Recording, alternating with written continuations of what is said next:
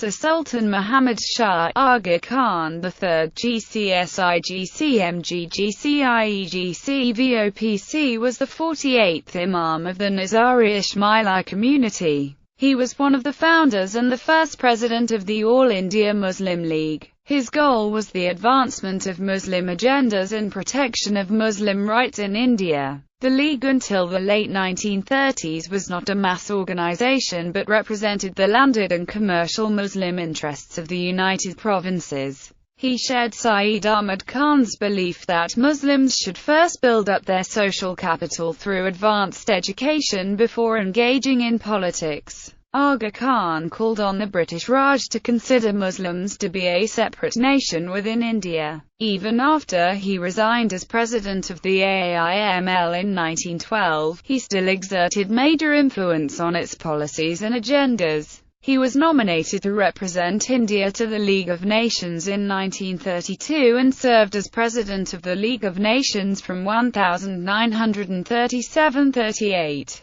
Early life. He was born in Karachi, the capital of Sindh province in British India, to Aga Khan II and his third wife, Nawab Ali Shamsul Muluk, who was a granddaughter of Fath Ali Shah of Persia, Iran. Under the care of his mother, he was given not only that religious and oriental education which his position as the religious leader of the Ismailis made indispensable, but a sound European training, a boon denied to his father and paternal grandfather. He also attended Eton and University of Cambridge. Career. In 1885, at the age of 8, he succeeded his father as Imam of the Shia Ismaili Muslims. The Aga Khan travelled in distant parts of the world to receive the homage of his followers, and with the object either of settling differences or of advancing their welfare by pecuniary help and personal advice and guidance. The distinction of a Knight Commander of the Indian Empire was conferred upon him by Queen Victoria in 1897, and he received like recognition for his public services from the German Emperor, the Sultan of Turkey, the Shah of Persia and other potentates. In 1906, the Aga Khan was a founding member and first president of the All India Muslim League, a political party which pushed for the creation of an independent Muslim nation in the northwest regions of India, then under British colonial rule, and later established the country of Pakistan in 1947. In 1934, he was made a member of the Privy Council and served as a member of the League of Nations, becoming the President of the League of Nations in 1937. He was made a Knight of the Indian Empire by Queen Victoria, a Knight Commander of the Order of the Indian Empire by Edward VII, and a Knight Grand Commander of the Order of the Star of India by George V. He was appointed a GCMG in 1923, Imamati, under the leadership of Sir Sultan Muhammad Shah Aga Khan III. The first half of the 20th century was a period of significant development for the Ismaili community. Numerous institutions for social and economic development were established in the Indian subcontinent and in East Africa. Ismailis have marked the jubilees of their imams with public celebrations, which are symbolic affirmations of the ties that link the Ismaili Imam and his followers. Although the jubilees have no religious significance, they serve to reaffirm the Imamat's worldwide commitment to the improvement of the quality of human life, especially in the developing countries. The jubilees of Sir Sultan Muhammad Shah Aga Khan III are well remembered. During his 72 years of imamate, the community celebrated his golden, diamond and platinum jubilees. To show their appreciation and affection, the Ismaili weighed their imam in gold, diamonds and, symbolically, in platinum, respectively, the proceeds of which were used to further develop major social welfare and development institutions in Asia and Africa. In India and later Pakistan, social development institutions were established, in the words of Aga Khan, for the relief of humanity. They included institutions such as the Diamond Jubilee Trust and the Platinum Jubilee Investments Limited, which in turn assisted the growth of various types of cooperative societies. Diamond Jubilee schools for girls were established throughout the remote northern areas of what is now Pakistan. In addition, scholarship programs, established at the time of the Golden Jubilee to give assistance to needy students, were progressively expanded. In East Africa, major social welfare and economic development institutions were established.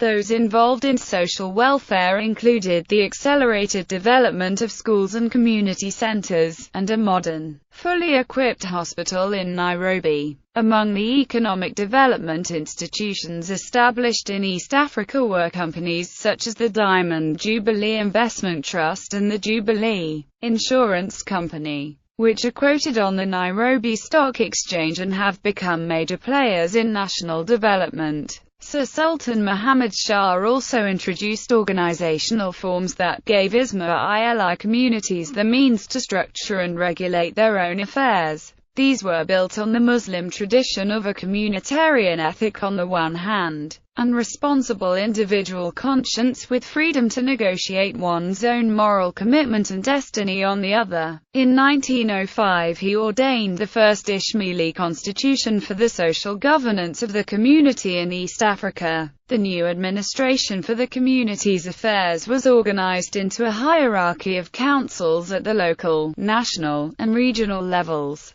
The constitution also set out rules in such matters as marriage, divorce and inheritance, guidelines for mutual cooperation and support among Ismailis, and their interface with other communities. Similar constitutions were promulgated in India, and all were periodically revised to address emerging needs and circumstances in diverse settings. Following the Second World War, far-reaching social, economic and political changes profoundly affected a number of areas where Ismailis resided. In 1947, British rule in the Indian subcontinent was replaced by the sovereign, independent nations of India, Pakistan and later Bangladesh, resulting in the migration of millions of people and significant loss of life and property. In the Middle East, the Suez Crisis of 1956 as well as the preceding crisis in Iran, demonstrated the sharp upsurge of nationalism, which was as assertive of the region's social and economic aspirations as of its political independence. Africa was also set on its course to decolonization, swept by what Harold Macmillan, the then British Prime Minister, termed the wind of change.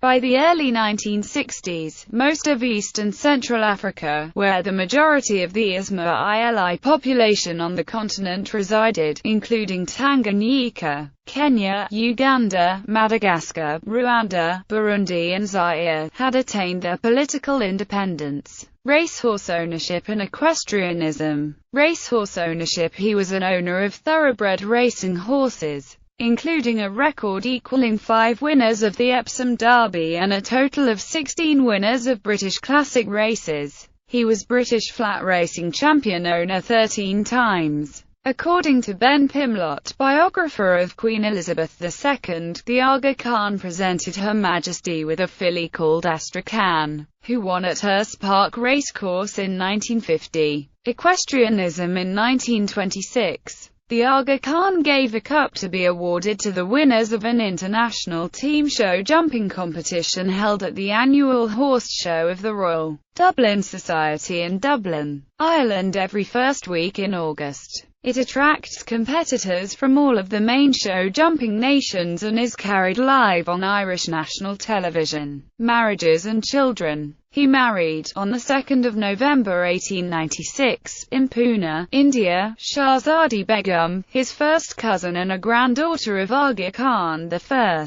He married 1908, Cleope Teresa Magliano. They had 2 sons, Prince Giuseppe Mardi Khan and Prince Ali Khan. She died in 1926, following an operation on the 1st of December 1926. He married, on the 7th of December 1929, in Aix-les-Bains, France, and the 13th of December 1929, in Bombay, India, André Josephine Caron, a co-owner of a dressmaking shop in Paris. She became known as Princess André Aga Khan. By this marriage, he had one son, Prince Sadruddin Aga Khan. The couple were divorced in 1943. He married, on 9 October 1944, in Geneva, Switzerland, Yvonne Blanche Labrousse. According to an interview she gave to an Egyptian journalist, her first name was Yvonne, though she is referred to as Yvette in most published references.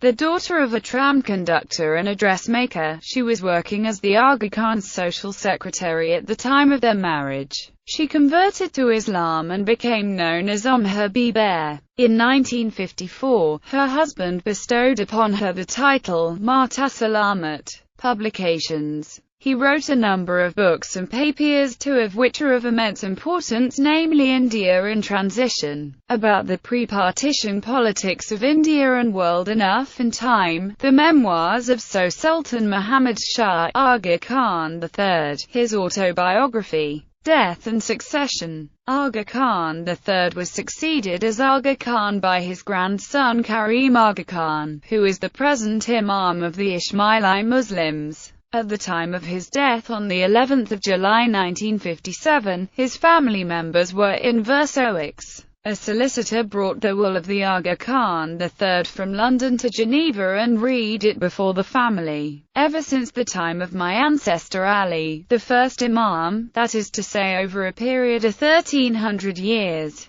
it has always been the tradition of our family that each Imam chooses his successor at his absolute and unfettered discretion from amongst any of his descendants, whether they be sons or remote male issue, and in these circumstances and in view of the fundamentally altered conditions in the world in very recent years due to the great changes which have taken place, including the discoveries of atomic science, I am convinced that it is in the best interest of the Shia Muslim Ismailia community that I should be succeeded by a young man who has been brought up and developed during recent years and in the midst of the new age, and who brings a new outlook on life to his office as Imam. For these reasons, I appoint my grandson Karim, the son of my own son, Ali Salamon Khan, to succeed to the title of Aga Khan and to the Imam and Pir of all Shia Ismailin followers. He is buried in at the mausoleum of Aga Khan, on the Nile in Aswan, Egypt.